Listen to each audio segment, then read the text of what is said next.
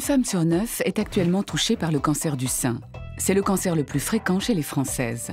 Il touche principalement les plus de 50 ans et il est responsable de plus de 11 000 décès par an.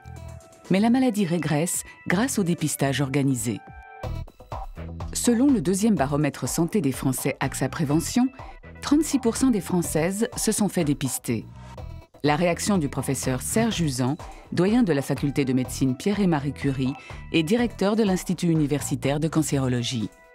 Si on est uniquement sur la voie du dépistage du cancer du sein avec 36%, le chemin est encore long. On aimerait que la première étape, c'est-à-dire 60%, soit franchie le plus rapidement possible. Ça devrait être l'objectif actuel de cette année. Alors, les autres chiffres, il y a 50 000 nouveaux cas de cancer du sein par an, 11 000 décès liés au cancer du sein, et on sait, on reviendra dessus, que le dépistage est un des éléments de réduction et de la mortalité et des conséquences néfastes du cancer du sein.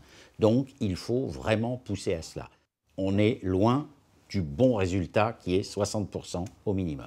Le progrès en matière de dépistage essentiel qui va être souligné par le troisième plan cancer, c'est d'amener plus de Françaises à être dépistées. Donc mieux expliquer, mieux communiquer, simplement de dire « réalisez un dépistage, vous serez toujours gagnante ». Existe-t-il des comportements à éviter et d'autres à privilégier pour prévenir le cancer du sein? Les réponses du professeur Serge Uzan. Les comportements à éviter sont l'inverse des comportements à privilégier. C'est-à-dire faire du sport, c'est-à-dire avoir un poids qui soit contrôlé. L'excès pondéral est un facteur indiscutable de cancer du sein.